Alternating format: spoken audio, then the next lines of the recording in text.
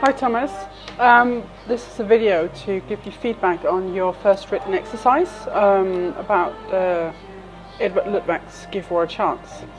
The way this works is that I first correct the text. I use track changes so you can see what I'm doing, and then I give you this video that kind of sums up both those corrections and then my general impressions of your text.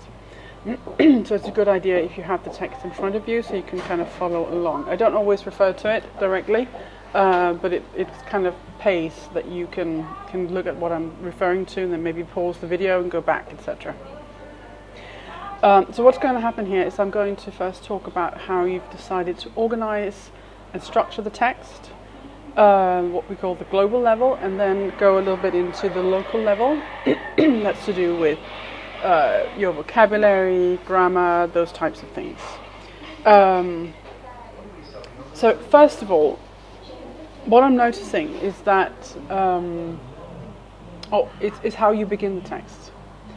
If I read to you here, this is what you write. On the basis of an article on NATO's war against Serbia, and the Kosovo Albanians, and a book on Bosnia's development after the 1994 Dayton Agreement, discusses aspects of worldwide intervention in Kosovo and Bosnia, including the problems of creating a democratic Bosnia. Who discusses this? Is that you? Are you going to be discussing this? Or what? Then you go on to say, give peace a chance, saying John Lennon and Yoko Ono in 1969, Give War a Chance by historian Edward Luttwak, written blah blah, is a critique of NATO's war in Kosovo. War effort in Kosovo. Okay, the last bit I get. The first bit confuses me. So are you going to be referring to those two works? And is the article the same as Luttwak's article? Or have you chosen something else? So we're off to a start that's a little bit confusing here. And you also have to keep in mind here that what I asked you to do was to write an article for British Army Review. Meaning that you have a readership who haven't read the text, and if they have read the text, they are unlikely to remember the specifics of it. So make sure that you frame or introduce the thing that you're writing about, and why you're doing it, and how you're going to be doing this. The next thing you then move on to is World War II.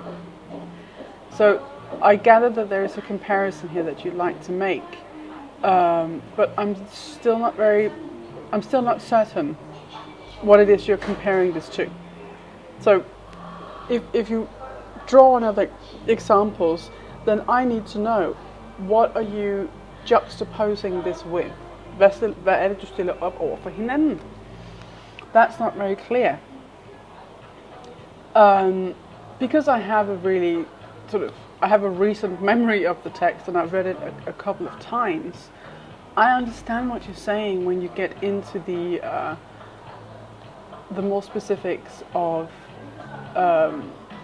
refugee camps and minorities and what happens with them. But we come to page, let me see, 32, I think, on the first page, which is the bottom of the page, before you introduce what Luttwak is saying about topics related to this. And that is too late in the text. You take issue with Luttwak. Actually, that's kind of the assignment I gave you. It's like, what do you think about him? Before you can start to say that, or before you can draw upon other examples to support and build up your case, you have to get Luttwak clear in the reader's mind first. So start with him. This is what the deal is with him. This is what he's saying. This is how I disagree on this and this and this, and I'll tell you why. I have these examples to show you that he's wrong. So that to me is a much more logical way of structuring this. The way you're doing it here, it sends me off on this tangent. It seems on a tangent. I can see how you draw it back, but there's no point in confusing your reader.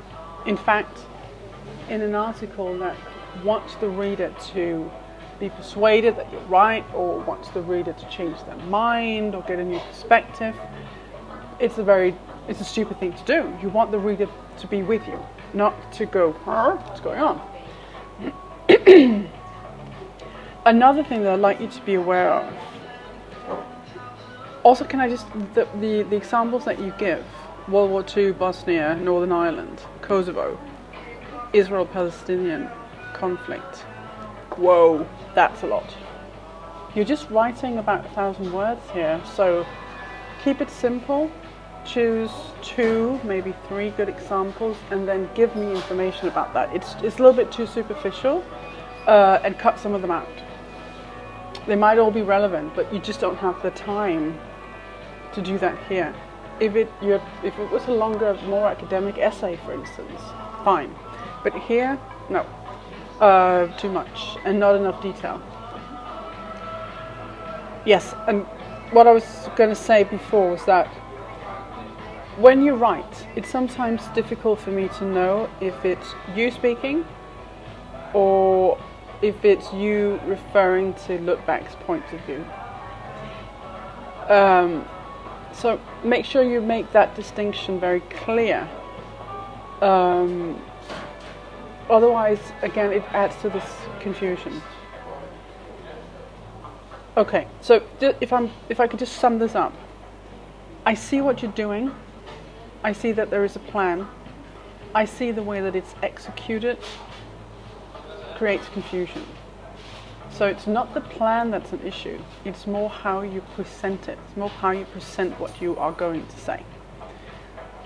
So it's an organizational issue. It's a structure issue, structural issue. Okay. Moving to the local level. Your actual writing, the sentences, the words you choose, your grammar. There are some issues with what we call lexis. It means basically the words that you choose, whether you choose the right word for the right meaning. Every now and again you don't. There are some spelling issues, and then there are some fuzzy sort of ways of phrasing what you're trying to say. And what I mean by fuzzy is that I kind of understand what you're saying, but I'm not sure. And it makes text harder to read. It presents a challenge for me actually to read this without losing the overall understanding. So the main message becomes interrupted by these unclear sentences. I suspect you might benefit from trying to write in a more simple way. Simple doesn't mean simplistic. It doesn't mean that you have to dumb anything down. It means that you have to try and work at how you can express it very clearly and with fewer words, I think. So have that as a focal point next time. Try and just really break it down, like we say in Danish, skær det ud I pap. That's what I'm saying, right? Just break it down into simple sentences. Because they can be complicated and elaborated on afterwards, but if you get your main point broken down, that gives you the control over the text that you need here. Yeah, so if you want me to revise the text one more time, I'm happy to do that. So what you could do is you can go back and look at my remarks and my suggestions, rewrite it, try and make it more simple, more straightforward, maybe move some paragraphs around so you frame the text, frame what Ludwig is saying, frame the problem that you have with him, and then explain with using a couple of your examples why is he wrong, and then concluding. If you want to do that and you want me to look at this again, I will. But I hope this is something that you can take forward into the next written exercise. If you're interested in the grade that I've given you, you come and see me in class. I don't by default give out grades. If you want to have that, like sort of just something to navigate by, that's fine by me. I'm personally more interested in the progression from work to work, from written work to written work. But yeah, come and see me if you want that.